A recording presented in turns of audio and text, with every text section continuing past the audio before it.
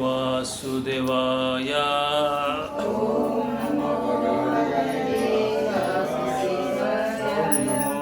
ಭಗವತೆ ವಾಸುದೇವಾಯ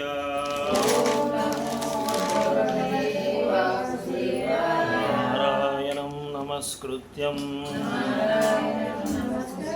ನರಂ ಚೈವ ನರೋತ್ತಮಂ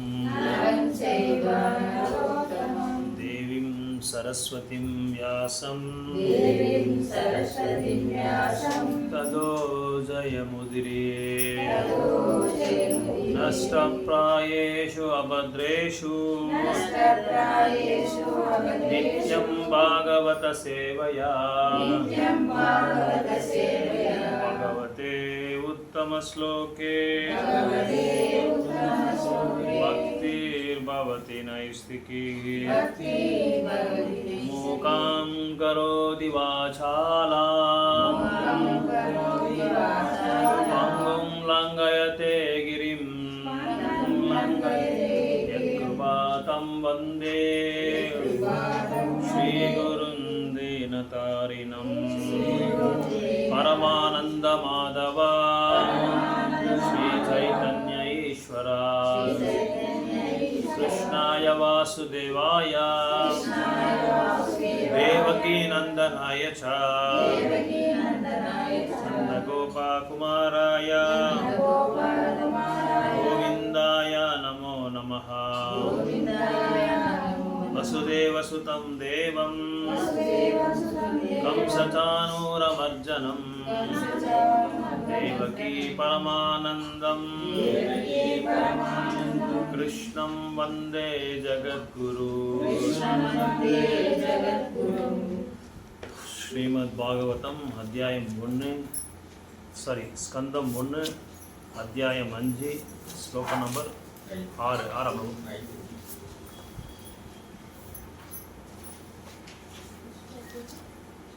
ஒன்று அஞ்சு அஞ்சு 1-5-5 அத்தியாயம் பேர் படிங்க மதது. வியாசருக்கு நாரதரின் உபதேசங்கள். வியாசருக்கு நாரதரின் உபதேசங்கள்.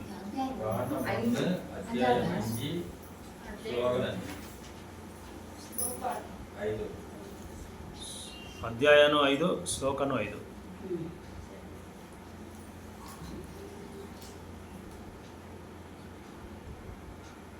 ವ್ಯಾಸವಾಚ ಅಸ್ತೆ ಏವ ಮೇ ಸರ್ವಮಿದಂ ತ್ವಯೋಕ್ತಂ ಅಸ್ತಿ ಏವ ಮೇ ಸರ್ವಮಿದಂ ತವ್ಯೋಕ್ತಂ ತ್ವಯೋಕ್ತಂ ತಥಾಪಿ ನಾತ್ಮಾ ಪರಿತುಷ್ಯತೆ ಮೇ ತಥಾಪಿ ನಾತ್ಮಾ ಪರಿತುಷ್ಯತೆ ಮೇ. ಸಿಕ್ಲಿಲ್ಲ ಮತ್ತೆ ಅದೇ ನಿಮ್ಮನ್ನ ಯಶೋಧ ಮಾತ್ರ ನಂಬರ್ ಹೇಳಿ ಅವ್ರಿಗೆ, ಪೇಜ್ ನಂಬರ್ ಅವ್ರಿಗೆ ಹೆಂಗೆ ತೆಗೆದು ಅಂತ ಹೇಳ್ಕೊಡಿ. ಆಮೇಲೆ ಲಾಸ್ಟ್ಗೆ ಮೇಲೆ ನೋಡಿ, ಪೇಜ್ ಮೇಲೆ ನೋಡಿ, ಮೇಲೆ ಏನು ಬರ್ತಿದೆ ಅದು.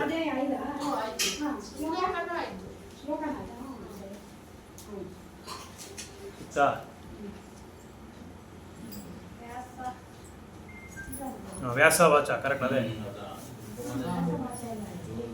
ಒಂದು ಮಾರ್ಕ್ ಇಟ್ಕೊಂಬಿಡಿ ಅಲ್ಲಿ ಇಬ್ರು. ಗೀತಾ ಮೊದಲು ಒಂದು ಬುಕ್ ಮಾರ್ಕ್ ಇಟ್ಕೊಂಬಿಡಿ ಅಲ್ಲಿ. ಹಾಂ, ಒಂದು ಹರಿನಾಮ್ ಕಾರ್ಡೋ ಯಾವುದೋ ಒಂದು ಇಟ್ಕೊಂಬಿಡಿ.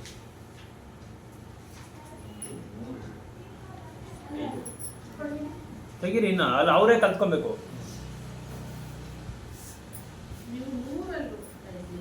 ಮೇಲೆ ನೋಡ್ಸಿ ಮನೇಲಿ ಅವ್ರಿಗೆ.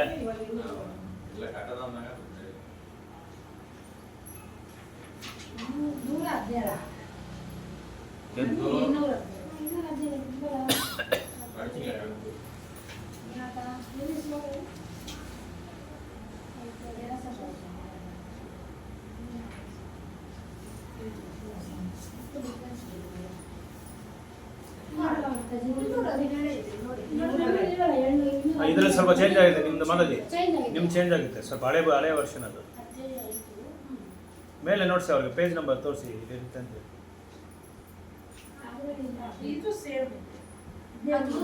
ಹಾಂ ಕೊಡಿ. ನೀವು ಪೇಜ್ ನಂಬರ್ ನೋಡಬೇಡಿ ಮಾತಾಡಿ, ಸುಮ್ಮನೆ ಪೇಜ್ ನಂಬರ್ ನೀವು ಇದು ನೋಡ್ಕೊಳ್ಳಿ, ಅಧ್ಯಾಯ ನೋಡ್ಕೊಳ್ಳಿ ಮಾತಾಡಿ, ಅಧ್ಯಾಯನೂ ಶ್ಲೋಕ ನಂಬರ್ ನೋಡಿ, ಅಧ್ಯಾಯ ನೋಡ್ಕೊಂಡ್ಬಿಟ್ರೆ ಗೊತ್ತಾಗ್ಬೋದು ನಿಮಗೆ. ವ್ಯಾಸವಾಚ ಅಸ್ತಿ ಏವ ಮೇ ಸರ್ವಮಿದಂ ತ್ವಯೋಕ್ತಂ ತಥಾಪಿ ನಾತ್ಮ ಪರಿತುಷ್ಯತೆ ಮೇ ತನ್ಮೂಲಂ ಅವ್ಯಕ್ತಂ ಅಗದಬದ್ಧ ಬೋಧಂ ತನ್ಮೂಲಂ ಅವ್ಯಕ್ತಂ ಅಗದಬೋಧಂ ಪ್ರಚ್ಛಾಮಾಹೇ ತ್ವಾತ್ಮ ಭಾವಾತ್ಮಭೂತಂ ಪ್ರಚ್ಛಾಮಾಹೇ ತ್ವಾತ್ಮ ಭಾವಾತ್ಮಭೂತಂ ವ್ಯಾಸವಾಚ ಅಸ್ತಿ ಏವ ಮೇ ಸರ್ವಮಿದಂ ತ್ವಯೋಕ್ತಂ ತಥಾಪಿ ನಾತ್ಮ ಪರಿತುಷ್ಯತೆ ಮೇ ತನ್ಮೂಲಂ ಅವ್ಯಕ್ತಂ ಅಗಾಧಬೋಧಂ ಪ್ರಚ್ಛಾಮಾಹೇ ತ್ವಾತ್ಮ ಭಾವಾತ್ಮಭೂತಂ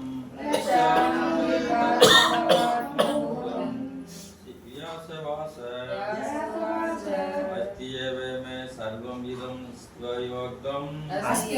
मे सर्वमिदं त्वयोक्तं तथापि नात्मा परितुष्यते मे तन्मूलम् अव्यक्तम् अगाधबोधं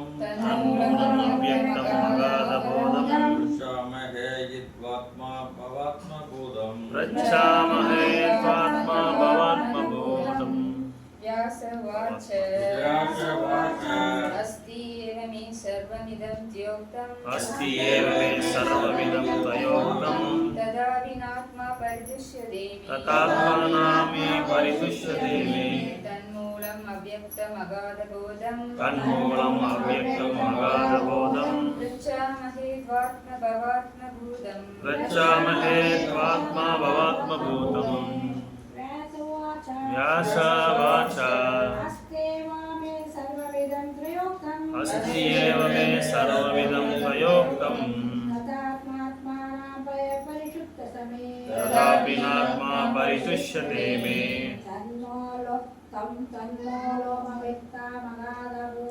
तन्मूलम् अव्यक्तम् अगाधबोधं प्रच्छामहे त्वात्मा भवात्मभूतम् व्यास उवाच கூறினார் अस्ति உள்ளது ஏவ நிச்சயமாக மே என்னுடைய சர்வம் எல்லாம் இதம் இந்த இத்வயா உம்மால் உத்தம் கூறினீர் ததாபி இருப்பினும் நான் இல்லை ஆத்மா பரிசுஷ்டதே சமாதானம் அடைகின்றேன் மே எனக்கு தத் எதன் மூலம் வேர் அவ்யக்தம் கண்டுபிடிக்கப்படாத அகாத போதம் எல்லையற்ற அறிவுள்ளவன் பிரச்சாமகே தங்களிடம் ஆத்மபாவ சுயமாக பிறந்தார் ஆத்மபூதம்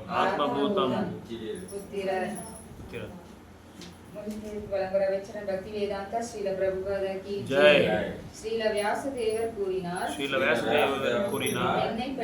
என்னை பற்றி தாங்கள் கூறிய அனைத்தும் முற்றிலும் உண்மை இருப்பினும் எனக்கு சமாதானம் ஏற்படவில்லை சுயமாக பிறந்த பௌதிகத்தாய் தந்தையர் இல்லாத ஒருவரின் பிரம்மா புத்திரராக தாங்கள் இருப்பதால்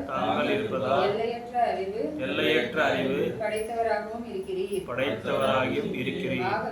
ஆகவே எனது அதிருப்திக்குரிய மூல காரணத்தை பற்றி உங்களிடமிருந்து கேட்டறிய விரும்புகிறேன்.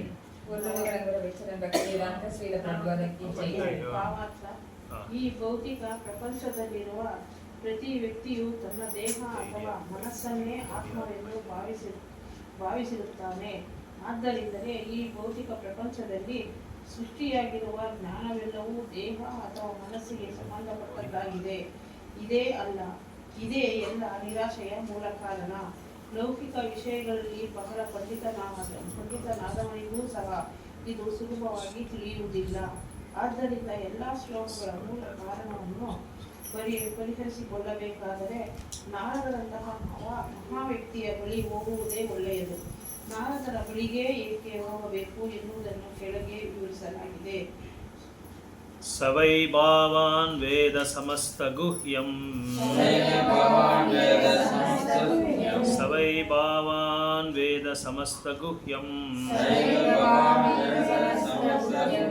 ಭಾಷಿತೋ ಯತ್ ಪುರುಷಾ ಪುರಾಣಃ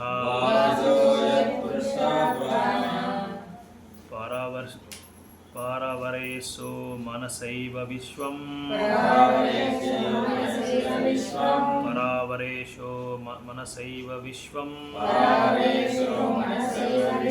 ಸೃಜಾತಿ ಅವಾತಿ ಅತಿಗುಣೈರ್ ಅಸಂಗಃ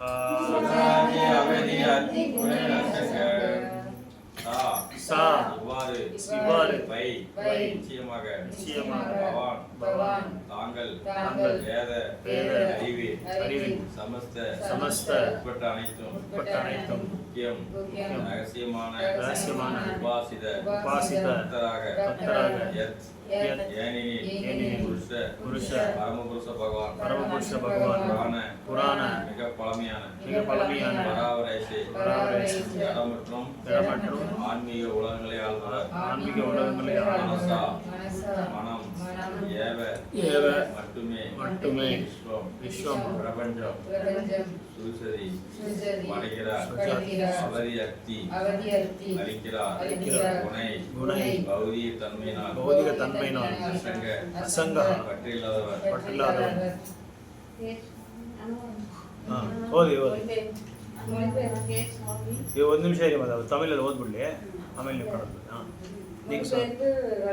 மொழிபெயர்ப்பு பொருளுடைய வழங்குற அமைச்சர் பக்திவேதாந்த ஸ்ரீல பிரபுபாத கி ஜெய்.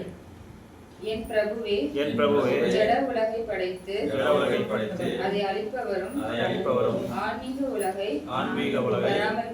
பராமரிப்பவரும் ஜட இயற்கையின் முக்குணங்களை கடந்தவருமான மூல முழுமுதற் கடவுளை தாங்கள் வழிபடுவதால் மனித அறிவுக்கு எட்டாத அனைத்தையும் தாங்கள் அறிந்திருக்கிறீர்.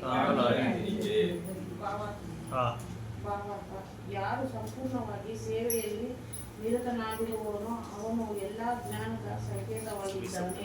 ಭಗವಂತನನ್ನು ಹಾಗೆ ಸೇವಿಸುವ ಭಕ್ತನೂ ಸಹ ಪರಮ ಪುರುಷನ ಗುಣಗಳನ್ನೇ ಹೊಂದಿ ಪರಿಪೂರ್ಣವಾಗಿರುತ್ತಾನೆ.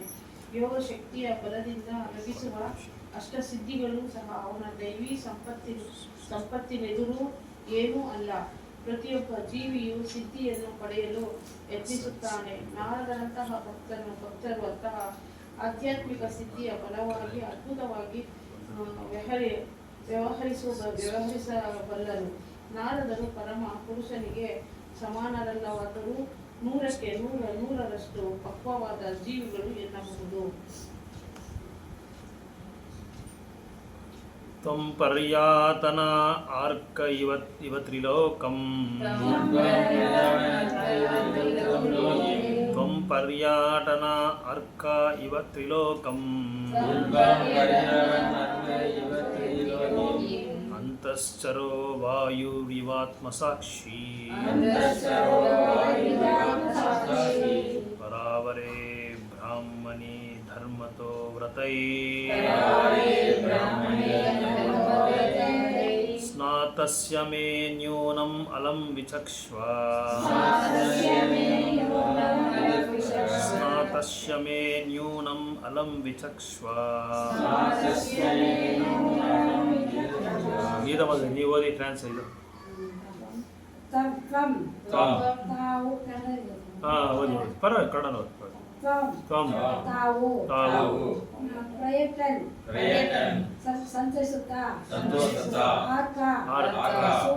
ಸೂರ್ಯನು ಇವ ತ್ರಿಲೋಕೆ ಮೂರು ಲೋಕಗಳನ್ನು ಅಂತಃಚರ ಎಲ್ಲ ಅಂತರ್ಯವನ್ನು ಇವ ಸರ್ವವ್ಯಾಪಕನಾದ ವಾಯುವಿನಂತೆ ಆತ್ಮ ಸಾಕ್ಷಾತ್ಕಾರ ಸಾಕ್ಷಿಯು ಪರವರೆ ಕಾರ್ಯಕಾರಣವಾದ ಬ್ರಾಹ್ಮಣೆ ಪರತತ್ವದಲ್ಲಿ ಧರ್ಮಬದ್ಧವಾಗಿ ಶಿಷ್ಯನಿಂದ ವ್ರತಗಳಿಂದ ಸ್ನಾತಸ್ಯ ಮಗನಾದ ನನ್ನ ನ್ಯೂನ್ಯತೆಯನ್ನು ಚೆನ್ನಾಗಿ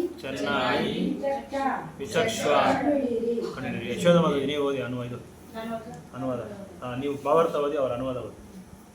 ತಾವು ಸೂರ್ಯನಂತೆ ಮೂರು ಲೋಕಗಳಲ್ಲಿ ಎಲ್ಲಾ ಕಡೆ ಸಂಚರಿಸಬಲ್ಲಿದೆ.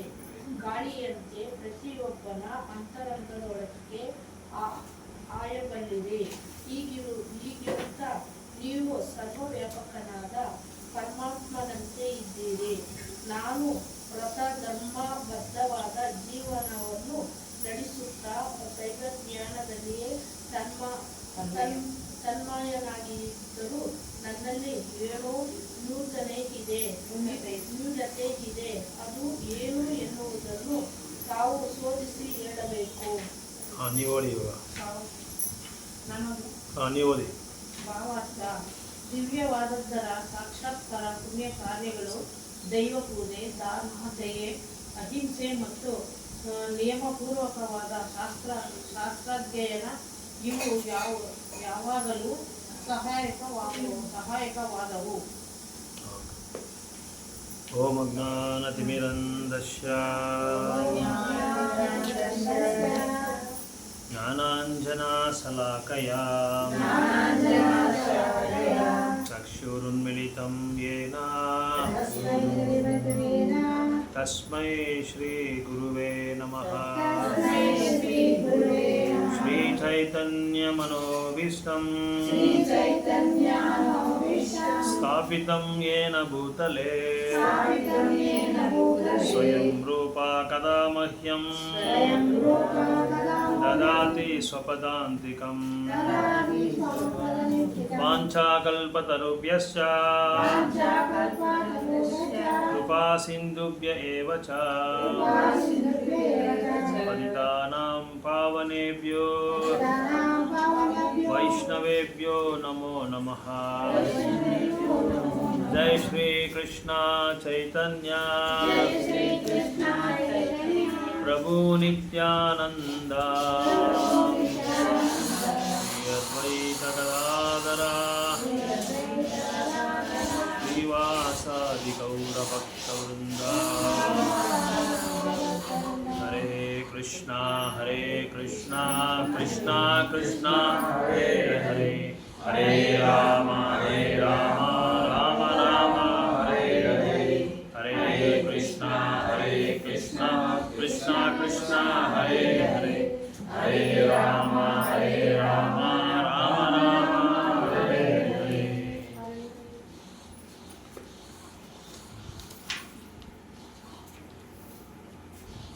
ವ್ಯಾಸವಾಚಾಸ್ತೇವಾಮಿ ಸರ್ವಮಿದಂ ತ್ವಯೋಕ್ತಂ ತಥಾಪಿ ನಾತ್ಮ ಪರಿತುಷ್ಯತೆ ಮೇ.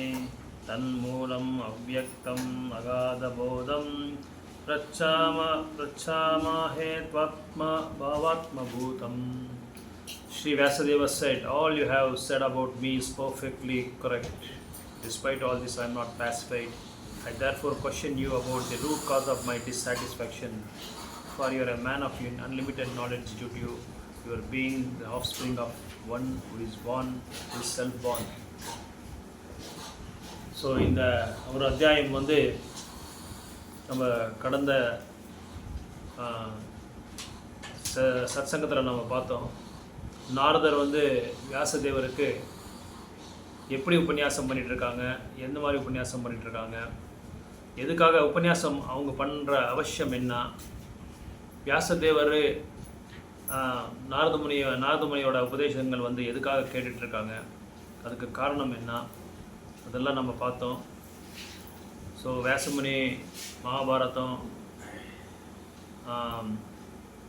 அதுக்கப்புறம் நிறைய கிரந்தங்கள் நூல்கள் எல்லாமே எழுதின பிறகு அவங்களுக்கு வந்து ஒரு திருப்தி இல்லாத இருக்கும்போது நாரதமுனிவர் வந்து அவங்களோட ஆசிரமத்துக்கு வராங்க. அவங்க ஆசிரமத்துக்கு வந்து வியாசதேவரை கேட்குறாரு, வேதவியாசரை, உங்கள் முகார விந்தத்தில் ஏதோ சிறு குறைவு இருக்கிற மாதிரி எனக்கு தெரியுது, நீங்கள் ஏதோ துன்பத்தில் இருக்கிற மாதிரி இருக்கிறீங்க, அதனால் இந்த துன்பத்துக்கு காரணம் என்னன்னு சொல்லி வேதவியாசரை கேட்குறாங்க. வேதவியாசரை கேட்கும்போது வேதவியாசரை சொல்கிறாரு, இந்த மாதிரி நான் வந்து மகாபாரதம் எழுதினேன். இந்த மகாபாரதம் எழுதின பிறகு கூட எனக்கு ஓரளவு கூட எனக்கு திருப்தி ஆகலை, சந்திருப்தி ஆகலை, சந்தோஷம் ஆகலை. ஏதோ ஒரு இதயத்தில் என்னமோ எனக்கு ஒரு வீக்னஸ், ஒரு குறைத்தை இருக்குது, ஒரு குறைவு இருக்குது. அந்த குறைவு என்னன்னு சொல்லி என்னால் கண்டுபிடிக்க முடியல. அதனால தான் நான் அந்த யோசனையில் இருக்கிறேன்னு சொல்லி வேதவியாசர் சொல்லும்போது நாரதமுனி வந்து அதுக்கு பதில் கொடுக்குறாரு. அதாவது வேதவியாசர்கிட்ட இங்கே நம்ம புரிஞ்சிக்க வேண்டிய ஒரு விஷயம் என்னென்னா, அவ்வளோ பெரிய மகான் பகவான், சாக்ஷாத் பகவான், அகிலாண்ட கோட்டி தேவாதி தேவர் அவர், எல்லா உலகத்துக்கும் வந்து ஈஸ்வரஹா பரமஹா கிருஷ்ணஹா சச்சிதானந்த விக்கிரஹா அநாதிராதிர் கோவிந்தா சர்வ காரணம். இந்த படைப்புக்கு எல்லாத்துக்குமே படைப்பு, அப்புறம் கிரியேஷன், மெயின்டெனன்ஸ் அண்ட் டெவஸ்டேஷன், அதாவது இந்த உலகத்தை உருவாக்குனவர் அவரே, இதை வந்து நியந்திரணம் பண்ணுறதும் அவரே, இதை லயம் பண்ணுறதும் அவர் தான், லயம் பண்ணுறது நான் தான்.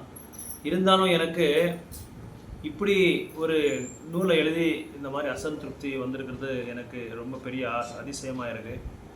என்ன காரணம்னு சொல்லி எனக்கு தெரியாது. அதனால் நீங்கள் நாரதர் பற்றி, வியாசதேவர் வந்து இங்கே நாரதர் வந்து புகழ்ந்து பாடுறாங்க. எப்பவும் நம்ம வந்து யார்கிட்டையாவது வகுப்பு கேட்கும்போது இல்லை மற்ற அவங்கக்கிட்ட உபதேசங்கள் வந்து நம்ம வந்து அவங்கக்கிட்ட நம்ம வாங்கும்போது அவரை பற்றி நம்ம வந்து புகழ்ந்து பாடணும். அவர் அந்த யார் எந்த நபர்கிட்ட நம்ம வந்து உபதேசங்கள் வாங்குகிறோமோ அவரை வந்து நம்ம புகழணும், குணகானம் பண்ணணும். இது வந்து ஒரு வைஷ்ணவருக்கு எல்லாருக்கும் இந்த குணம் இருக்கணும், ஒருத்தருக்கும் இந்த குணம் இருக்கணும். கொடுத்துருமா எல்லாருக்குமே இந்த குணம் இருக்கணும். ஒரு பக்தரை பார்த்தா, ஒரு வைஷ்ணவரை பார்த்தா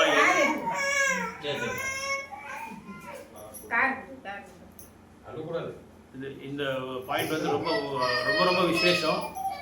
இது எல்லாரோட மாதாஜிஸ்க்காகட்டும், பிரபுஜிஸ்க்காகட்டும், எந்த ஒரு வைஷ்ணவிஸ்க்காகட்டும், யாராவது ஒரு பக்தரை பார்த்தா அந்த பக்தர்கிட்ட என்ன நல்ல குணம் இருக்கோ அதை வந்து நம்ம வந்து பரிசீலனை பண்ணி அந்த நல்ல குணத்தை வந்து நம்ம வந்து எப்பவும் அவங்கள என்ன பண்ணணும், புகழணும். ஏன்னா மற்ற வைஷ்ணவங்களை புகழ்றதுனால நம்மளுக்கு என்ன ஆகுது, நம்மளோட ஹியூமிலிட்டி, நம்மளோட பணிவு என்ற அந்த ஒரு சிறப்பான அந்த ஒரு குணம் வந்து நம்மளுக்குள்ளேயே அதிகமாகிட்டே போகும். அதனால் எந்த பக்தரை பார்த்தாலும் நம்ம வந்து அவங்கள ஒரு கம்மியாக எடை போட்டுடக்கூடாது. இவர் இப்படி, அவர் அப்படி, ஒரு ஜாதி அந்த மாதிரி.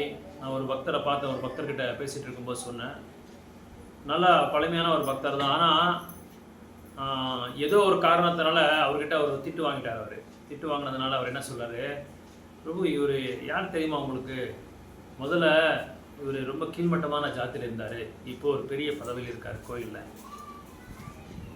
அப்போது என்ன அர்த்தம், என்ன புரிஞ்சு அவங்களோட கிருஷ்ணவரோட அந்த வாழ்க்கையில் வந்து முக்கியமாக நம்ம வந்து கிருஷ்ண உணர்வுக்கு வர்றது ரொம்ப என்ன அருதுன்னு சொல்லுவாங்க. ரொம்ப ரொம்ப கஷ்டம். மனித வாழ்க்கை கிடைக்கிறதே ரொம்ப கஷ்டம். மனித வாழ்க்கை கிடைச்ச பிறகு ஆன்மீகமான ஈடுபாடு வந்து மிக கஷ்டம். ஆன்மீகமான ஈடுபாடு நம்ம வந்த பிறகு நம்ம புரிஞ்சுக்கிறது தான் ரொம்ப ரொம்ப பெரிய ஒரு சாதனை. எப்படி நம்ம புரிஞ்சுக்கிறோம், கிருஷ்ண பக்தியை புரிஞ்சுக்கிறது ரொம்ப ரொம்ப பெரிய சாதனை. ஏன்னா எல்லாருமே கிருஷ்ண பக்தி பண்ணுறாங்க, சாண்டிங் பண்ணுறாங்க, 16 ரவுண்டு ஜபம் பண்ணுறாங்க, ஏகாதசி விரதம் ஃபாலோ பண்ணுறாங்க, தாம சேவை செய்கிறாங்க, அதுக்கப்புறம் வந்து நகர் சங்கீர்த்தன் போகிறாங்க, எல்லா சேவையும் செய்கிறாங்க. ஆனால் நம்ம இதயத்துக்குள்ள எப்படி வந்து கிருஷ்ணரையும் கிருஷ்ண பக்தர்களை வந்து நம்ம வந்து தகுந்த ஒரு சிறப்பான ஒரு மரியாதை எப்படி கொடுப்போம், அவங்கள எந்த ஸ்தானத்தில் நம்ம வச்சுருக்கோன்றது தான் ரொம்ப ரொம்ப முக்கியமான ஒரு விஷயம். ஏன்னா எல்லாருமே 20 வருஷம் 30 வருஷம் சம் டிகேட்ஸ் அவங்க வந்து கிருஷ்ண உணர்வு வந்து அபியாசம் பண்ணிகிட்டே இருப்பாங்க, பயிற்சி பண்ணிகிட்டே இருப்பாங்க. ஆனால் ஒரு பக்தரோட நிலையை வந்து புரிஞ்சுக்கிறது ரொம்ப ரொம்ப கஷ்டம். அதனால தான் எந்த பக்தரையும் நம்ம வந்து புண்படுத்தக்கூடாது. எப்பேற்பட்ட பக்தரையும் வந்து நம்ம அவங்கள வந்து புகழ்கிறதுனால அது சும்மாவும் புகழக்கூடாது. சும்மா புகழ்னா வேறு மாதிரி நினச்சிக்குவாங்க. ஓ இவர் வந்து என்ன இங்கே மேலே உட்கார வைக்கிறாரப்பா, என்றைக்கு நான் கீழே வந்துடுறதா தெரியாது, இந்த மாதிரி அவங்களுக்கு புரிஞ்சுது. அதனால் அவங்க பண்ணுற அந்த நல்ல வேலையை பார்த்து, அவங்க நல்ல சேவையை பார்த்து அதை வச்சு நம்ம வந்து புகழணுமே தவிர வேணுன்ட்டு இந்த தெலுங்குல சொல்கிறாங்க மணிமான் எக்ஸ்டாடாப்பா விடும் அந்த சொல்லுவாங்க. அதாவது மரிமானுக்கு ஏன் தெரியும் தமிழில் ಗೊತ್ತಿಲ್ಲ அதே மேலே இல்லைன்னா எனக்கு மஸ்கா போடுறான்னு சொல்லுவாங்க லோக்கல் லாங்குவேஜில் சொன்னான். ஸோ கிரீட்டம் வைக்கிற மாதிரி அது. அதனால் இங்கே அங்கே அது எதுக்காக இதெல்லாம் இவ்வளோ விலாவரியாக வேதவியாசர் எழுதியிருக்காருன்னா, ஒரு நாரதர் வந்து ஒரு சிறப்பான தூய்மையான திரிலோக சஞ்சாரி, உயர்ந்தமான பக்தர் நாரத முனி. நாரத முனின்னா அவரோட சோஷியல் மீடியா ஒன்று தான் இருந்தது அப்போது. எப்போ அந்த காலத்தில் எல்லா யுகத்திலையும் எல்லா லோகத்திலையும் அவர் தான் ஃபஸ்ட்டு சோஷியல் மீடியா ஓப்பன் பண்ணதே, அவர் தான் லான்ச் பண்ணது. அதுக்கப்புறம் தான் இவங்கெல்லாம் வந்திருக்கிறது. அதனால் அவர் ஒரே ஒருத்தர் தான் மெசேஞ்சர். எல்லா இடத்துக்கும் மெசேஜ் செய்திகள் கொண்டு போவாங்க, ஆன்மீகமான செய்திகள் கொண்டு போய் கட்டுண்ட ஆத்மாக்களை வந்து பத்தித்தரா பாவம் பண்ண எல்லா நபர்களையும் வந்து அவங்க வந்து விடுதலை பண்ணுறாங்க. அதான் அவங்களோட உண்மையான ஒரு சர்வீஸ். இப்பேற்பட்ட நாரதமுனி எப்போ யாரோட புகழ்னவர், யாரோட புத்திரனவர்? இப்போ நாரதமுனியோட தந்தை பேர் பிரம்மா. ஸோ பிரம்மா இதயத்திலேருந்து அவர் வந்திருக்கிறது நாரதமுனி. அதனால நாரதரை புகழ்றது இல்லாமல் அவங்களோட தகப்பனாரையும் புகழ்றாரு இவர் வேதவியாசர். இப்போ நம்ம வந்து வீட்டுக்கு யாராவது விருந்தாளிங்க வருவாங்க, விருந்தாளிங்க வந்தால் அவங்ககிட்ட நம்ம பேசிகிட்டு இருப்போம்னு வச்சுக்கோங்க. அவங்களுக்கு ஒரு 35 வயசு 40 வயசு. அப்போ நம்ம என்ன செய்கிறோம், அப்பா வரலீங்களான்னு கேட்போம். அப்பா வரலையா, அம்மா வரலையா அப்படின்னு சொல்லி கேட்போம். இவர் ஏன்னா அவங்க அப்பா ரொம்ப நல்லவர், ஒரு நல்ல ஜென்டில்மேன் அவர். அவர்கிட்ட எந்த குறையும் நான் பார்க்கவே முடியாது, அவ்வளோ பெரிய ஒரு தூய்மையான ஒரு பக்தர் அவர் அப்படின்னு சொல்லி நம்ம புகழ ஆரம்பிச்சிடுவோம். அப்போ என்ன ஆகுது, பையனுக்கு ஆத்ம திருப்தி வந்துடுது, ஆத்ம சந்தோஷம் வந்துடுது. அதே மாதிரி இங்கே நீங்கள் எப்பேற்பட்ட தகப்பனாரை வந்து அடைஞ்சிருக்கீங்க. பிரம்மா வந்து யார்? ஸ்வயம்பு, நாரதா, சிவா, இவங்கெல்லாம் மகாத்மாஸ், 12 மகாஜன்கள். ஸ்வயம்புனா யாருக்கா தெரியுமா? ஸ்வயம்புனா எப்படி அவங்க ஸ்வயமா வந்தாங்க? பிரம்மா பேர் ஸ்வயம்பு. அதனால இப்போ நம்ம பௌத்திக உலகத்தில் அந்த வியூவில் நம்ம பார்த்தா, அந்த திருஷ்யத்தில் பார்த்தா ஒரு தாயும் தந்தையும் சேர்ந்தாதான் ஒரு ஆத்மா வந்து வெளியே வரும். ஆனால் இங்கே பிரம்மா அப்படி கிடையாது. விஷ்ணுவோட கர்ப்பதாயகசாயி விஷ்ணு அந்த நாபிலேருந்து அவர் கமலா பூவில் வந்து உக்காந்து வந்தார், அந்த தண்டில் உட்காந்து வந்தார், அவர் லோட்டஸ் ஃப்ளவரில் உட்காந்து வந்தார். அதுக்கு தான் அவர் பேர் கமலஹாசன் சொல்லி பேர். ஸோ அப்படி வந்தவர் நீங்கள். அந்த மாதிரி ஒரு தகப்பனாரை நீங்கள் அடைஞ்சிருக்கீங்க நாரதமுனியோரே. நீங்கள் வந்து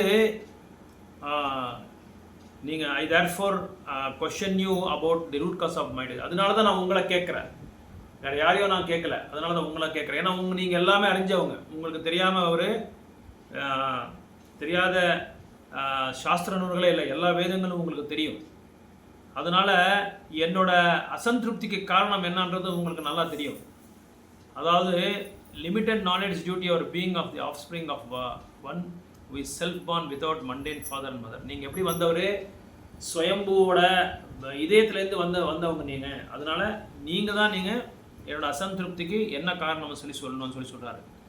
ஏன்னா இந்த material world everyone is encrusted with the idea of identifying the body. பௌத்திக உலகத்தில் எல்லாரும் என்ன பண்ணுவாங்கன்னா, இந்த உடலையும் அப்புறம் மனசையும் ஆத்மாவுக்கு ஒப்படைக்கிறாங்க. இது ரெண்டு எல்லாமே ஒன்று தான் சொல்லி நினைக்கிறாங்க.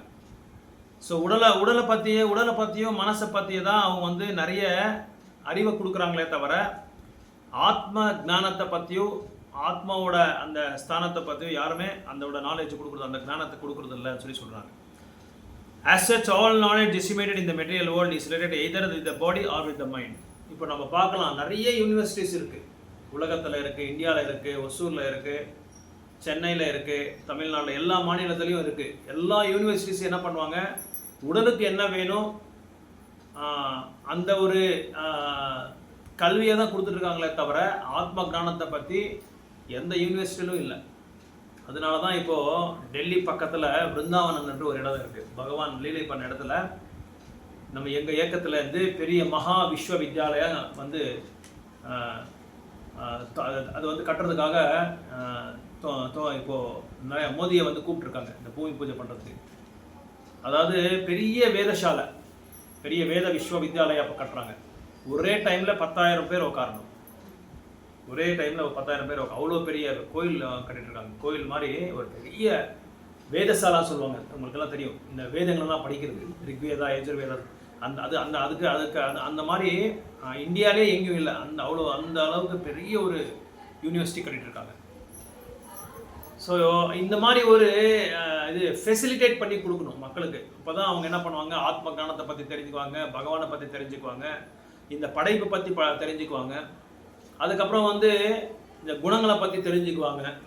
எதுவுமே ஃபெசிலிட்டேட் பண்ணாமல் இப்போ உடலை பற்றியே எல்லாம் சொல்லிட்டு இருந்தால் என்ன ஆகும், மக்களுக்கு துன்பத்துக்கு காரணம் அதான். That is the root cause of all our dissatisfaction. நம்மளோட அசந்திருப்திக்கு காரணம் என்னென்னா, நம்ம உடலை வச்சியே நம்ம வாழ்க்கையை நடத்திட்டு இருக்கோம். அதனால தான் இதெல்லாம் ப்ராப்ளம் வருது, அதனால தான் இந்த துன்பமே வருது. ஸோ அப்படி நாரதரை அவர் நாரதரோட அந்த அவரோட ஸ்தானத்தை பற்றி அப்ரிசியேட் பண்ணிட்டு இருக்காங்க, ரைஸ் பண்ணிட்டு இருக்காங்க, க்ளோரிஃபையிங் நாரதமுனி.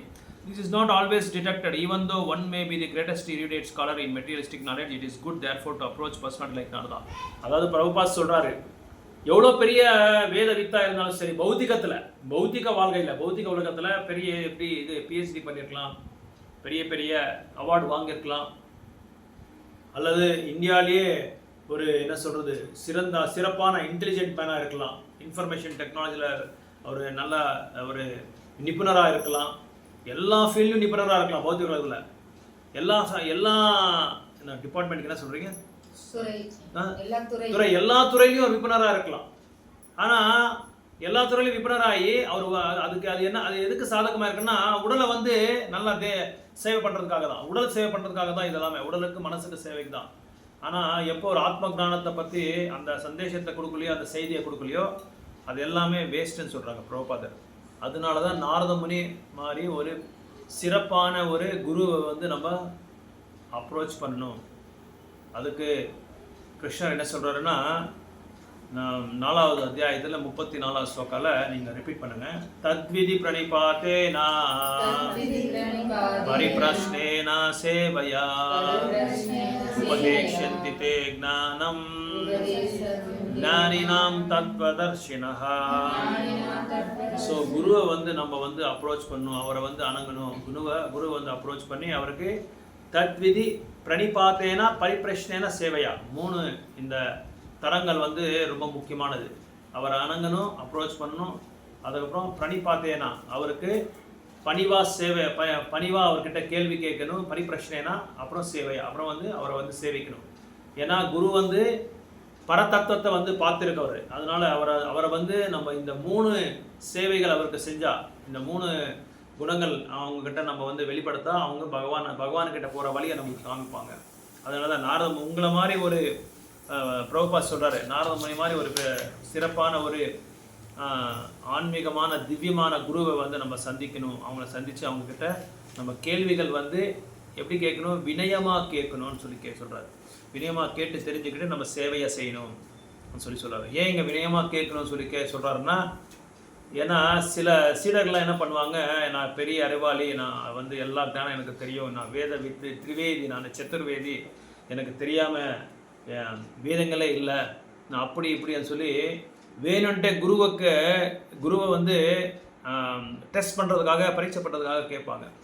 அந்த மாதிரி இருக்கக்கூடாது. ஒருவேளை ஒரு சீடர் வந்து அவருக்கு எல்லாமே தெரிஞ்சா கூட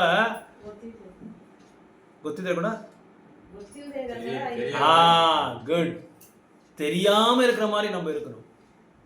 தெரிஞ்சா கூட எனக்கு தெரியாதுன்றது தான் நம்ம அந்த நிலையில தான் அவங்க இருக்கணுமே தவிர, எஞ்சி நின்று நீங்கள் இந்த வேணும்ட்டு அவங்கள வந்து ட்விஸ்ட் பண்ணி கேட்கக்கூடாதுன்னு சொல்லி சொல்கிறாங்க. அதனால தான் அந்த பணிவு வேணும்னு சொல்லி சொல்கிறாங்க. சைத்தன்ய மகாபிரபு கூட நவதீப்பில் என்ன பண்ணுறாருன்னா, கர்த்தால் எடுத்துகிட்டு மிருதங்கால எடுத்துகிட்டு நகர் சங்கீதன் போகிறாங்க. நகர் சங்கீதன் போயிட்டு நாமத்தை சொல்லிட்டு இருக்கும்போது பிரகாஷானந்த சரஸ்வதி ஒரு பெரிய மாயாவாதி, தத்துவவாதி, மாயாவாதியில் வந்து பெரிய ஸ்காலர் அவர் வந்து சைத்தன்ய மகாபிரபுக்கு சொல்கிறாரு, நீங்கள் சன்னியாசத்தை எடுத்துருக்கீங்க, துறவு வாழ்க்கையை எடுத்து துறவு ஆசிரமத்தில் வந்து இந்த மாதிரி தெருத்தறியாக நீங்கள் நாமத்தை சொல்லிட்டு போயிருக்காங்க. உங்களோட உத்தேசம் என்ன, நீங்கள் சன்னியாசியாக இருந்தால் நீங்கள் எல்லாம் சாஸ்திரங்களை படிக்கணும், சாஸ்திரங்களை படித்து அதெல்லாம் நீங்கள் அத்தியாயம் பண்ணிவிட்டு மற்றவங்களுக்கு வந்து நீங்கள் உபதேசம் பண்ணணும். அதை விட்டு நீங்கள் என்ன பண்ணுறீங்க, நாமத்தை சொல்லிட்டு இருக்கீங்க, கீர்த்தனை பண்ணிட்டு போயிட்டுருக்கீங்கன்னு சொல்லி திட்டும்போது சைத்தன்ய மகாபிரபு என்ன சொல்கிறேன்னா, சாக்ஷாத் பகவான் கிருஷ்ணரே வந்திருக்கிறது, பக்தரோட அவதாரமாக வந்திருக்காரு, பக்தாவதாரம். சைத்தன்ய மகாபிரபு சொல்கிறாரு, என்னோட குரு சொன்னார் எனக்கு, நான் வந்து ஒரு பைத்தியக்காரன். அவர் சொல்லிக்கிறார், சைத்தன்ய மகாபிரபு சொல்கிறாரு, என்னோட குரு சொல்கிறாரு நான் ஒரு பைத்தியக்காரன், அதனால தான் என்ன ஹரிநாமத்தை சொல்லியிருக்காரு. யார் பைத்தியக்காரன்? நம்மளை சொல்கிறாங்க மகாபிரபு. ஏன்னா நம்மளுக்கு வந்து வேதங்களை படிக்கிற அளவுக்கு, அதை புரிஞ்சிக்கிற அளவுக்கு அறிவு ரொம்ப ஞானம் கம்மியாக இருக்குது. அதனால நம்ம நாமத்தை சொல்ல சொல்ல சொல்ல பகவான் என்ன செய்கிறாரு, தேசம் சதத யுக்தானாம் பஜதாம் பிரீத்தி பூர்வகம் ததாமி புத்தி யோகம் தம் ஏனமாம் உபயந்ததே 10:10 பகவத்கீதா. இது படித்தா கிருஷ்ணர் சொல்கிறார், தேசம் சதத யுக்தானாம், நீங்கள் எந்நேரமே எனக்கு சேவை செஞ்சுட்டே இருங்க, நித்தியம் செஞ்சுட்டு இருந்தால் என்ன செய்கிறேன், என்னை புரிஞ்சுக்கிறதுக்கு ததாமி புத்தி யோகம் தம், அந்த புத்தியை நானே கொடுத்துட்றேன் உங்களுக்கு சொல்கிறேன், அந்த புத்தியை நானே கொடுத்துட்றேன். ஏன்னா படித்தவன் தான் பக்தனாகணுன்ற ஒரு இது கிடையாது. யார் வேணாலும் பக்தனாகலாம், எப்பேற்பட்டனாலும் பக்தனாகலாம். வால்மீகெல்லாம் ஒன்றுமே படிக்கல, கௌரகிஷோர் பாபாஜி மகாராஜ் ஒன்றும் படிக்கல, பாபாஜிஸ் எல்லாம் எதுவுமே படிக்கல, ஒன்றுமே தெரியாது அதுக்கு. ஆனால் பெரிய பெரிய ஏன்னா நான் இன்றைக்கி சொன்னேன் இல்லை, மண்டே அந்த ஆன்லைன் கிளாஸில் சொன்னேன், அவர் மஞ்சரி, கிரேட் மஞ்சரிஸ், டைரெக்டாக கோபியர்களுக்கு வந்து சேவை செய்கிற மஞ்சரி அவர். கௌரகிஷோர் பாபாஜி, ஜெகநாத் தாஸ் பாபாஜி மகாராஜ், பக்திநாத் டாக்கர் மகாராஜ், இவங்கெல்லாம் மஞ்சரிஸ். கோலோக விருந்தானத்துலேருந்து அந்த பரம்பரெல்லாம் நம்ம இருக்கிறோம், அந்த சம்பிரதாயத்தில் நம்ம இருக்கிறோம். எவ்வளோ கொடுத்து வச்சவங்க பாருங்க. நம்ம அந்த இது நமக்கு இன்னும் தெரியல, அந்த அது ஏன்னா அப்போ நீங்கள் படிக்க அதெல்லாம் உணரும் போதும் நம்மளுக்கு தெரியும். அவ்வளோ பெரிய சம்பிரதாயத்தில் நம்ம இருக்கிறோம். யாருக்கும் இந்த அதிர்ஷ்டமே கிடையாது, நம்மளுக்கு மட்டும்தான் இந்த அதிர்ஷ்டம். இந்த பிரபுபாதோட கருணையினால, குரு மகாராஜோட கருணையினால நம்ம வந்து அந்த சம்பிரதாயத்தை சேர்ந்துருக்கோம்னா, இங்கே இப்போ ஃபேமஸ் யூனிவர்சிட்டி எதுன்னா மேசச்சூஸ் யூனிவர்சிட்டி, இவங்க யூஎஸில். அங்கே படித்தாலே போதும் எல்லாரும் இப்படி எடுத்து பார்ப்பாங்க உங்களை. அது சாதாரணமான பௌத்திக உலகத்தில் இருக்கிற ஒரு யூனிவர்சிட்டி. அது நம்ம படிக்கிற யூனிவர்சிட்டி எந்த யூனிவர்சிட்டி? அது ஆன்மீக யூனிவர்சிட்டி. ஆன்மீக லோகத்திலே உயர்ந்தமான ஒரு யூனிவர்சிட்டியில் நம்ம படிச்சுட்டு இருக்கோம். பெரிய யூனிவர்சிட்டி. இந்த மாதிரி யூனிவர்சிட்டியில் நம்ம ஜாயின் கூட, அட்மிஷன் கூட கிடைக்காது யாருக்குமே. பார்த்தீங்களா எத்தனை பேர் இருக்கீங்க? வேற யூனிவர்சிட்டியில் பாருங்கள், நம்ம யூனிவர்சிட்டியில் பாருங்கள் எத்தனை பேர் இருக்காங்க. சில பேர் தான் நம்ம இதில் இருக்காங்க. ஏன் சொல்லுங்க? சுமேதசகா. நம்ம எல்லாமே சுமேதசகானா என்ன? மேதாவி. மேதாவின்னா என்ன? ரொம்ப உயர்ந்தமான ஞானின்னு சொல்லி அர்த்தம். நல்ல அறிவுள்ளவன் சொல்லும். அந்த அறிவுள்ளவனுக்கு உயர்ந்தமான அறிவு, அவன் தான் சுமேதசா, மோஸ்ட் இன்டெலிஜென்ட் பர்சன். நம்ம எல்லாமே மோஸ்ட் இன்டெலிஜென்ட் பர்சன்ஸ். நம்மளுக்கு கிரந்தங்களோ நூல்களோ அந்த அளவுக்கு ஞானம் இல்லைன்னா கூட பகவான் என்ன கொடுத்துருக்காருன்னா அந்த இந்த யூனிவர்சிட்டியில் படிக்கிறதுக்கு நம்மளுக்கு அட்மிஷன் கொடுத்துருக்காங்க. நம்ம ஒரு மாணவராக இருக்கோம். இதில் நிறைய நம்ம பெரிய பெரிய சீனியர் டிவோட்டிஸ் எல்லாம் அதான் சொல்கிறாங்க, எவ்வளோ பெரிய பாக்கியம் நம்மளுக்கு பிரபுபாதர் சீடர்னால எவ்வளோ பெரிய பாக்கியம். இந்த மாதிரி பாக்கியம் யாரும் கிடைக்குது? அதுவும் பணம் இல்லை, லட்சக்கணக்கான பணம் நம்மளுக்கு அட்மிஷன் கொடுக்க தேவையில்லை, எதுவுமே தேவையில்லை. யார் வந்தாலும் சேர்த்துக்கிறாங்க, ஆனால் வரமாட்டேன்றாங்க, கூப்பிட்டா வரமாட்டேன்றாங்க. எல்லாத்துக்குமே காரணம் இருக்குது, டைம் இல்லை காரணம் இப்படி சொல்கிறாங்க. அவ்வளோ பெரிய யூனிவர்சிட்டி நம்ம படிச்சுட்டு இருக்கோம், நம்மளுக்கே தெரியாது.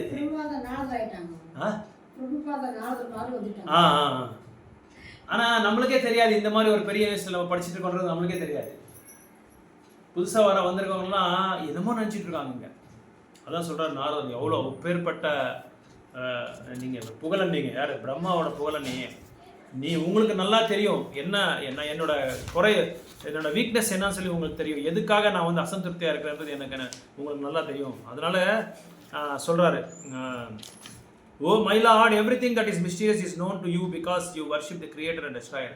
சொல்கிறார் பாருங்க, வேதவியாசர் சொல்கிறாரு, மை லார்டுன்னு கூப்பிடுறாரு நாரதர் சொல்கிறாரு, நீ பகவான் சொல்கிறார். பகவான் வந்து யாருக்கும் சொல்ல முடியாது, கிருஷ்ணருக்கு மட்டும்தான், கிருஷ்ணரோட என்னது அவங்களோட வடிவங்களுக்கு மட்டும்தான் கூப்பிட முடியும். இங்கே பகவான் சொல்கிறாரு, நாரதரே உங்களுக்கு என்னோட இது பற்றி அசந்திருப்தி பற்றி எனக்கு நல்ல தெரியும். ஏன்னா நீங்கள் யாரை பற்றி படிச்சிருக்கீங்க? அந்த பரதத்துவத்தை பற்றி படிச்சிருக்கீங்க. யார் அந்த பரதத்துவம்?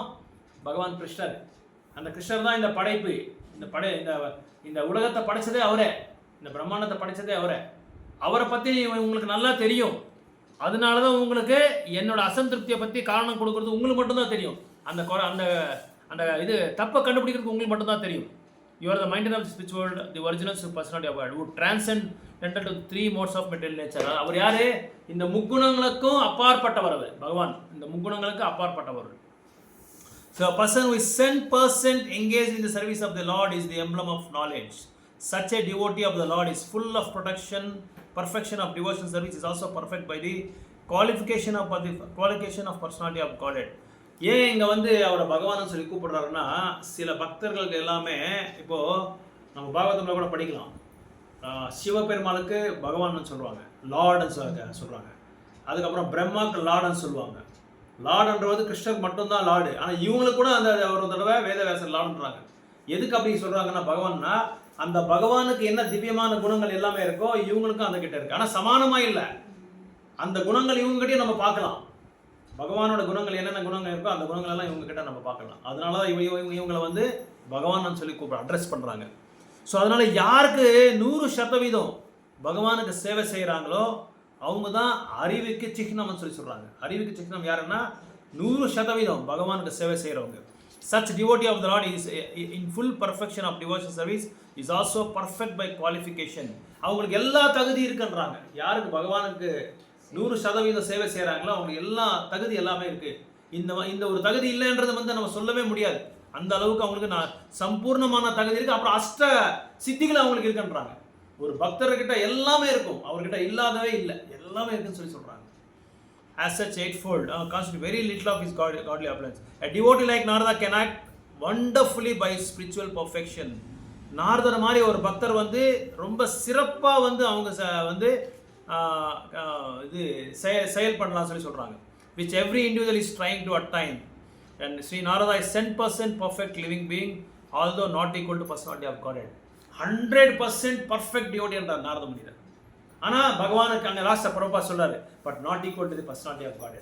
பகவானுக்கு சமானமாக இல்லை அவர். ஆனால் 100% அவங்களுக்கு அந்த பக்தருக்கு என்ன தகுதி இருக்கோ எல்லா தகுதியும் இருக்கு. நம்ம அதான் பௌதிக உலகத்தில் நம்ம பார்க்கலாம், எல்லாத்துக்குமே டைம் இருக்கும், எல்லாத்துக்குமே சமயம் இருக்கும். ஆனால் ஆன்மீக ஈடுபாடுக்கு சத்சங்கத்துக்கு வந்து டைமே இருக்கிறதில்ல. அந்த விஷயத்தில் நம்ம வந்து ரொம்ப கொடுத்து வச்சோங்க. குரு கருணால அந்த ஒரு பாக்கியம் நம்மளுக்கு கொடுத்துருக்கார் பகவான். ஒரு 2 பேர் வந்து ஒரு கோயிலுக்கு போகிறாங்க. கோயிலுக்கு போயிட்டு உட்காந்து பேசிட்டு இருக்காங்க. என்ன பேசுகிறாங்கன்னா, என்னப்பா இன்னைக்கு கோயிலுக்கு வந்துட்டு இருக்கேன்னு சொல்லி கேட்குறாங்க. ஒன்றும் இல்லை, எல்லா சினிமா தியேட்டருக்கு போனேன், எல்லாம் ஃபுல் ஹவுஸ்ஃபுல்லு, அதனால் சரி சும்மா எதுக்கு டைம் வேஸ்ட் பண்ணுறதுன்னு சொல்லி இந்த கோயிலில் வந்து உட்காந்தேன். அதே டிக்கெட் கிடச்சிருந்தா வந்திருக்க மாட்டோம். எல்லாமே பார்த்துட்டு வந்துடுவாங்க. எதுவுமே கிடைக்கலன்னா டைம் பாஸ் பண்ணுறதுக்கு லாஸ்ட்டில் கோவிலுக்கு தான் வருவாங்க. ஒரு இல்லறவாசி வீட்டில் 3 சாதுக்கள் வராங்க. 3 சாதுக்கள் வந்து நின்றுட்டு வெயிட் பண்ணுறாங்க. ஏன்னா அந்த காலத்தில் எப்படின்னா யாராவது சாதுக்கள் வந்தால் வீட்டுக்குள்ளே வர வச்சு அவங்களுக்கு வந்து பிரசாதம் எல்லாம் பரிமாறிட்டு அதுக்கப்புறம் அவங்ககிட்ட ஆசீர்வாதம் வாங்கி சில நல்ல வார்த்தைகள்லாம் கேட்பாங்க. அவங்ககிட்ட கேட்டுக்கிட்டு அதுக்கப்புறமா தான் அவங்க வந்து போவாங்க. அப்படி 3 பேர் யாருன்னா ஒருத்தர் விஜய ஸ்வபாவா, இன்னொருத்தர் வந்து சம்பத் ஸ்வபாவா, இன்னொருத்தர் வந்து பிரேம ஸ்வபாவா. 3 சாதுக்கள். 3 சாதுக்கள் வந்து இந்த இல்லர்வாசி வந்து கேட்குறாங்க, என்ன வேணும் உங்களுக்கு, வாங்க உங்களுக்கு பிரசாதம் பரிமாறணும். இல்லை உங்கள் வீட்டுக்காரர் வந்துட்டோம், அதுக்கப்புறம் நான் வரேன், இப்போ வேண்டாம்னு சொல்கிறாங்க. அப்போ வீட்டுக்காரர் வராரு. வீட்டுக்காரர் வந்து உள்ளே வந்து யாருன்னு எதுவங்களாம் 3 பேர் நின்றுருக்காங்க. யாரோ ஒருத்தர் விஜய சுபாவமா, இன்னொருத்தர் வந்து பிரேம சுபாவமா, இன்னொருத்தர் வந்து சம்பத்து பணம் வர சுபாவம். இந்த 3 பேர் இவங்க வந்திருக்காங்க. யாரை நம்ம கூப்பிடலாம் சொல்லி கேட்குறாரு. என்னடி அப்படி கேட்குற, உனக்கு ஒன்றுமே இன்னும் உலகத்தை பற்றி உனக்கு ஒன்றுமே தெரியல, இந்த சம்பத் சுபாவை கவரை கூப்பிடுன்றாங்க. அதுக்கப்புறம் இவங்களுக்கு ஒரு பொண்ணு இருக்கு, ரொம்ப திறமையான ஒரு பொண்ணு, நல்ல ஆன்மீக ஈடுபாடு இருக்கிற ஒரு பொண்ணு. அந்த பொண்ணுக்கு சொல்கிறாங்க, பா உங்களுக்கு அறிவே இல்லை, வயசாயிருக்கு, ஆனால் உங்களுக்கு இன்னும் ஞானம் வரல, ஆத்மகானம் வரல, யாருமே நம்மளுக்கு வேண்டாம், பிரேம சுபாவை கூப்பிடுறாங்க. அம்மா போய் சரி நீ உங்கள் பொண்ணு சொல்கிற மாதிரி சொல்லுன்னு சொல்லி அனுப்பிச்சிடுறாரு.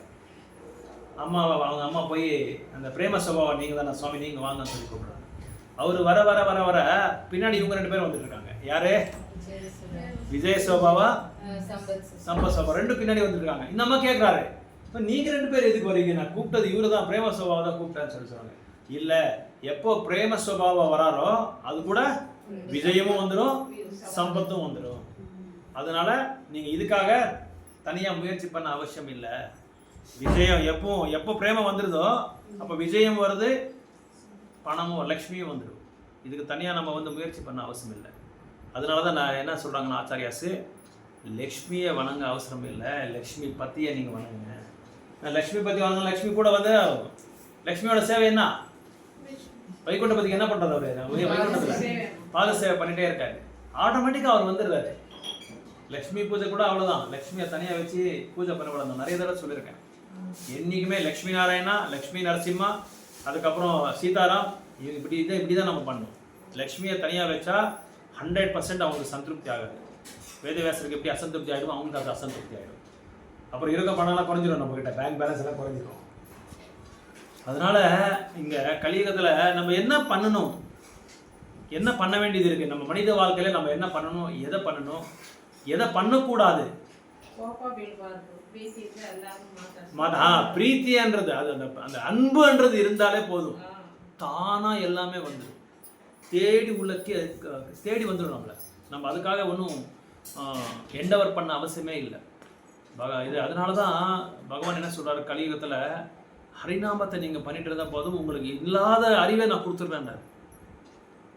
ஹனுமான் ராமாயணத்தில் பிறந்து 7 நாள் ஆகிருக்கும். 7ஆவது நாள் அம்மா என்ன பண்ணுறாரு, நல்லா அவருக்கு குளிப்பாட்டி வச்சுட்டு எல்லாம் ட்ரெஸ் பண்ணிகிட்டு இருப்பாங்க. ட்ரெஸ் பண்ணிவிட்டு சில நல்ல உபதேசங்கள்லாம் சொல்லிகிட்டு இருப்பாங்க. சாதுக்களை வந்து நீங்கள் அணங்கணும், சாதுக்கள்கிட்ட போய் நீங்கள் சத்சங்கம் எடுக்கணும், இதெல்லாம் சொல்லிகிட்டு இருக்கும்போது ஹனுமான் எல்லாம் கேட்டுகிட்டே இருப்பார். கேட்டுட்டு இருக்கும்போது ஏதோ ஒரு பஜனை கேட்குது வெளியே, யாரோ சாதுக்கள்லாம் பஜனை பண்ணிட்டு போயிட்டு இருக்காங்க, அது கேட்குது. கேட்ட உடனே ஹனுமான் அம்மாவை கேட்குறாரு. ஹனுமானோட அம்மா பேர் என்ன? அஞ்சலியா? அஞ்சனா புத்தம். அஞ்சனா சொல்கிறாங்க. ஹனுமான் அவங்க வேறு யாரும் இல்லை, திரிலோக சஞ்சாரி நாரதமணி வந்திருக்காரு. அவர் வந்து எங்கே போனாலும் அவர் நாராயணரை பற்றி அவர் ராதிகா ரமணா சொல்லி அவர் பாடிட்டே இருப்பார். அந்த ராதிகா ரமணா வேறு எதுவும் இல்லை, ஹரே கிருஷ்ணா தான். ராதிகா ரமணா, ராதிகானா ராதாராணி, ரமணானா கிருஷ்ணா. அந்த ஹரே கிருஷ்ண மந்திரத்தை அவர் ராதிகா ரமணான்னு சொல்லி புகழ்ந்து பாடுறாரு. நம்ம வந்து ஹரே கிருஷ்ண மந்திரத்தை சொல்லிட்டு இருக்கோம். அதை வந்து வீணை வச்சு அவர் பாடிட்டே இருப்பார். அவர் வந்திருக்காரு அப்படின்னு சொல்லிட்டு இருக்கும்போது என்ன பண்ணுறாரு ஹனுமானே, உடனே அங்கே போய்ட்றாரு. எங்கே? நாரதர் இருக்கிற இடத்த போய்ட்றாரு. நாரதர் அந்த மலை மேலே பாடிட்டே இருக்கும்போது ஹனுமானுக்கு வந்து தெரியும் இல்லையா, இங்கே வந்து வீங்கிட்டு இருக்கும். அது எல்லாம் உங்களுக்கு எல்லாம் தெரிஞ்ச கதை தான், எனக்கும் தெரியும். அவர் நாரதர் கேட்குறாரு, என்னப்பா 7 நாள்லயே நீ உனக்கு இப்படி இருக்கு, இந்த மாதிரி ஆகிட்டு இருக்கு வாய்? ஆமாம் சாமி, நான் வந்து பழம் சாப்பிடும்போது சூரியனை கூட பார்த்து நான் பழமாக நினச்சிட்டு அதை சாப்பிட போகும்போது இந்த மாதிரி எனக்கு ஆயிடுச்சு. அப்போ அதுக்கப்புறம் நான் வந்து தேவர்கள் எல்லாம் எனக்கு வரம் கொடுத்தாங்க. அதனால் நீங்களும் எனக்கு ஒரு வரம் கொடுங்கன்னு சொல்லி கேட்குறாரு. யார்? ஹனுமான். நாரதர் கேட்குறாரு, நீங்கள் எனக்கு ஒரு வரம் கொடுத்துருங்க எனக்கு சொல்லுங்க. இல்லை நாரதர் சொல்கிறாரு, எல்லா தேவர்களும் ஒரு வரம் கொடுத்துட்டு போயிட்டாரு. அதனால எனக்கு இந்த மாதிரி நான் தவறு பண்ணிட்டேன். அதுக்கப்புறம் வந்து என்னை இது பண்ணிவிட்டு என்னோட வாயுதேவர், அப்பாவோட வந்து வாயுதேவர் வந்து எல்லாம் உலகத்தையே கண்ட்ரோல் பண்ணிட்டாரு, யாருக்குமே சுவாசிக்காமல் பண்ணிட்டாரு. அதுக்கப்புறம் அதை வந்து இந்திரனுக்கு போய் சொன்னார், எல்லாருமே கம்ப்ளைண்ட் பண்ணாங்க. இந்திரன் போய் அவர்கிட்ட சண்டை போடும்போது அது எல்லாமே சமாதானம் பண்ணிவிட்டு வந்த தேவர்கள் எல்லாமே எனக்கு ஒரு வரம் கொடுத்துட்டு போயிட்டாருன்னு சொன்னாங்க. நானும் உனக்கு ஒரு வரம் கொடுக்கணும்னு இருக்கிறேன், உனக்கு எந்த வரம் வேணும்னு சொல்லி கேட்குறாரு. யாரு? நாரதர். என்ன வரம் அவர் கேட்டிருப்பார் ஹனுமான்? யோசனை இல்லை. நான் என்ன சொல்றேன்னா, எல்லா தேவர்களும் ஒரு வரம் கொடுத்துட்டு போயிட்டாரு. நாரதர் என்ன கேட்கிறாரு, அது சொன்னதுனால நானும் ஒரு வரம் உனக்கு கொடுக்கணும்னு சொல்லி நான் விருப்பப்படுறேன். என்ன வரம் உனக்கு வேணும் நீ கேளுன்னு சொல்லுவாரு. என்ன சொல்லியிருப்பாரு அவரு? எக்ஸாக்ட்லி, அதேதான், கரெக்ட். நாமநாமம் பக்தி, அதேதான். எனக்கு எதுவுமே வேண்டாம், எப்பொழுதுமே நான் நாமத்தை சொல்லிட்டே இருக்கணும், அந்த மாதிரி வர உனக்கு கொடுக்குறேன்னு சொல்லி நாரதன் சொல்றாரு. நாரதமுனே கொடுக்குறாரு. இந்த மாதிரி அவரு அனுமான் என்ன சொல்றேன்னா, எது உங்களுக்கு நல்லது பிடிச்சிருக்கோ அது கொடுன்றாங்க. நம்மள மாதிரி இது போடல, அப்ளிகேஷன் போடல. எனக்கு 2 ப்ராஜெக்ட் சக்ஸஸ் ஆகணும், எனக்கு பெரிய வேலை கிடைக்கணும், நான் வந்து இன்னொரு பெரிய பங்களா கட்டணும், பெரிய மேன்சன் கட்டணும், நான் யூஎஸ்க்கு போகணும், அதெல்லாம் எதுவுமே லிஸ்ட்டில் போடல. அவர் ஒரே ஒரு இதுதான் கேட்டார், உங்களுக்கு எது நல்லது பிடிச்சிருக்கோ அது கொடுத்துருங்க. வாழ்க்கையில் நீ எப்போ நாமத்தை சொல்லிட்டு இருக்கணும்னு சொல்லி வரம் கொடுத்துட்றாரு. அதனால தான் அவர் என்ன சொல்றாரு, ரகுபதி ராகவ ராஜா ராம் பதிதமா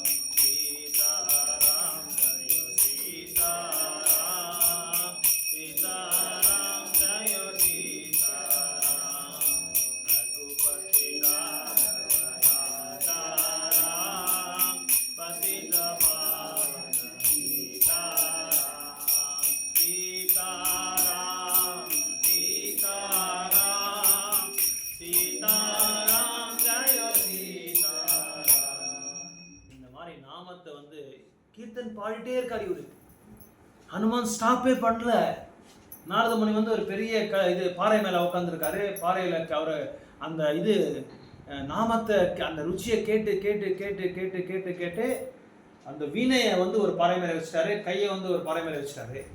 அந்த நாமத்தோட அந்த தன்மை இடத்துல நாரதர் முழுங்கி போய் அந்த கல்லே வந்து திரவியமாயிடுது. பெரிய பாறை வந்து திரவியமாயிடுது, தண்ணி மாதிரி ஆயிடுது. அந்த பாறையில் போய் இந்த வீணையும் போய் முழுங்கிடுது உள்ள. இவர் பாடிட்டே இருக்காரு. அப்புறம் நாரத முனி கூப்பிடுறாரு, ஹனுமானே, நான் இங்கே இருந்துட்டா மற்ற லோகத்தில் எப்படியெல்லாம் இப்போ எத்தனையோ பேர் இருக்காங்க, எனக்காக வெயிட் பண்ணிட்டு இருக்காங்க, அவங்களெல்லாம் போய் நான் டெலிவர் பண்ணும், அவங்களெல்லாம் நாங்கள் வந்து கட்டுண்ட ஆத்மாக்கள் நிறைய பேர் இருக்காங்க, அவங்கள வந்து நான் உத்தாரம் பண்ணும், ஸ்டாப் பண்ணு கீர்த்தனை சொல்லி சொல்கிறாங்க. இவர் ஸ்டாப் பண்ணார் கீர்த்தன் ஸ்டாப் பண்ண உடனே அந்த திரவியமாக இருக்கிற அந்த பாறை இருக்கு பாருங்க, அந்த பாறை வந்து அப்படியே பெரிய பாறை மாதிரி பெரிய பாறையோட உருவத்தை எடுத்துருச்சு. கீர்த்தன் பாடும்போது அது கரைஞ்சி திரவியமாயிடுச்சு. கீர்த்தன் ஸ்டாப் பண்ணும்போது மறுபடியும் பாறை ஆயிடுச்சு. அப்புறம் அந்த வீணை போய் அங்கே உள்ள போய் மாட்டிக்கிடுச்சு. அப்போது நாரதர் கேட்குறாரு, நாரதா, நீ கீர்த்தன் பாடும்போது அது வந்து கரைஞ்சிடுச்சு, நான் ஸ்டாப் பண்ணும்போது அது என்னாச்சு, மறுபடியும் அந்த பாறையோட அந்த இது உள்ளே போய் அடங்கிடுச்சு. இது அந்த வீணை, எனக்கு அந்த வீணையை எடுத்துக்கொடு, மறுபடியும் நீ கீர்த்தன் பாடினாதான் அந்த வீணையை வெளியே எடுக்க முடியும், நான் போக முடியும்னு சொல்லி நான் ஹனுமானை கேட்டேன். ஹனுமான் தெரியும் இல்லை, கொஞ்சம் சேட்டை ஜாஸ்தி இல்லையா, என்ன பண்ணுவார், நாரதர் ஒரு ஆட்டம் காட்டணும்னு சொல்லி அங்கேருந்து ஓடி போயிட்டார் வீட்டுக்கு ஓடி போகிறார். நாரதர் பின்னாடி வர்றாரு, ஹனுமா ஹனுமா ஹனுமா ஹனுமான் சொல்லி ஓடி ஓடி ஓடி வர்றாரு. இவர் கிடைக்க மாட்டாரு. நாரதர் ஹனுமானை போய் பிடிக்க முடியுமா, யாராலையும் பிடிக்க முடியாது. பின்னாடியே ஓடுறார் நாரதமுனி. அம்மா பார்த்துட்டு இருக்காரு, ஹனுமா என்ன பண்ணுற நீ, ஒரு பெரிய முனிவர் வந்திருக்காரு, ஒரு சாது, ஒரு என்ன பகவானோட தூய்மையான பக்தர், அவரை வச்சு நீ இப்படி இந்த மாதிரிலாம் விளையாட்டாடலாமான்னு சொல்லி கேட்டால், ஒரு 10 நிமிஷம் ஆன பிறகு அம்மா கோவம் வந்துடுது. அம்மா உடனே அவருக்கு கொஞ்சம் கோவமாக கூப்பிட்றாரு, ஹனுமா இங்கே வாங்கன்னு சொல்லி கூப்பிட்றாரு. அம்மா சொல்லுங்கம்மா, என்ன பண்ணுங்க, ஏதாவது உனக்கு அறிவு எதா இருக்கா? அப்பேற்பட்ட பெரிய சாதுவர், திரிலோக சஞ்சாரி அவர், தேவர்ஷி, தேவர்களே ஒரு ருஷி அவர். அவரை போய் இந்த மாதிரி நீ அவங்ககிட்ட நீ விளையாடலாமா, சேட்டை பண்ணலாமான்னு சொல்லி கேட்டால், நீங்கள் தானம்மா சொன்னீங்க, நீங்கள் என்ன சொன்னீங்க, சாதுக்கள் வந்து வீட்டுக்கு வந்தால் அந்த வீடு வந்து புண்ணியக்ஷேத்திரமாக மாறிடுது, அதனால தான் அவரை வேணும்ன்ட்டே நான் வீட்டுக்கு வர வச்சு அவங்களோட பாதையை வந்து இங்கே வந்து தாக்கணும், எங்கே நம்ம வீட்டில் தாக்கணும். இப்போ பிரபுவோட வீட்டில் எல்லா பக்தர்களாம் வந்து தாக்குறீங்களா நீங்கள், அந்த மாதிரி தூய்மையான பக்தர்களோட பாதம் அங்கே எந்த வீட்டில் இது ஸ்பர்ஷ ஆகுமோ அந்த இடம் எல்லாமே புண்ணியச்சித்திரமாயிடும். அதனால தான் நான் இந்த மாதிரி பண்ணேன்னு சொல்லி சொல்கிறேன். அதனால் சாதுக்களோட அந்த சாங்கியத்தை வந்து ரொம்ப ரொம்ப உயர்ந்தமானது. அதே மாதிரி இதுக்கு அர்த்தம் என்னென்னா, அந்த ஏன் அப்படி கரைஞ்சிருதுன்னா, நாம சொல்ல சொல்ல சொல்ல சொல்ல சொல்ல என்ன ஆகுது, நம்ம இதயத்துக்குள்ளே இருக்கிற அந்த கடினமான ஒரு அரிஷட் வர்க்கங்கள் வெளியே வந்துடும். எப்போ நம்ம நாமத்தை நிறுத்திடுவோமோ, இன்னைக்கு சாண்டிங் வேண்டாம், டெய்லி பண்ணிகிட்டே இருக்கிறேன், நாளைக்கு பண்ணலாம், நாளானைக்கு பண்ணலாம், இன்னைக்கு தலைவலி பயங்கரமாக இருக்குது, வெளியே போயிட்டு வந்துட்டேன், என்ன ஒரு நாள் சொல்லாமல் இருந்தால் ஒன்றும் ஆகாதுன்னா மறுபடியும் என்ன ஆகுது, அந்த பாறையோட உருவம் எடுத்துக்கும். எப்போ வந்து நம்ம நாமத்தை பாட்டு இருக்கோமோ அப்போ என்ன, பாறை மாதிரி இருக்கிற கல் மாதிரி இருக்கிற அந்த இதயம் கூட கரைஞ்சிடுமா, கரைஞ்சி நாமத்தை சொல்லு சொல்லு சொல்லி ருச்சி கொடுத்துருமா நம்மளுக்கு. அதான் ஆச்சாரியா சதுக்கு சொல்கிறாங்க, நாமத்தோட இது சக்தி இந்த மாதிரி இருக்கு. ஸோ நாமத்தை வந்து தொடர்ந்து சொல்கிறாங்க. நாமத்தில் அந்த அளவுக்கு சக்தி இருக்கு, யாருக்குமே தெரியாது அந்த மாதிரி சக்தி இருக்கு, நம்ம இயக்கத்துக்கு மட்டும்தான் தெரிஞ்சிருக்கு. அதனால் நம்ம என்ன செய்யணும், யாருக்கும் சொல்லக்கூடாது, சொல்லாமல் ஒதுக்கி வச்சுக்கணும் இதயத்தில். என்ன பண்ணணும், எல்லாருக்கும் சொல்லணும், பரப்பணும், நம்ம நாமத்தை பரப்பணும். ஓகே, இப்போ ஒரு 10 நிமிஷம் இந்த நரசிம்மரை பற்றி உங்களுக்கு சொல்கிறேன், ஒரு 10 minutes. ஸோ எவ்ரி இயர் ஒரு வருஷமும் வந்து பாணிஹட்டி ப்ரோக்ராம்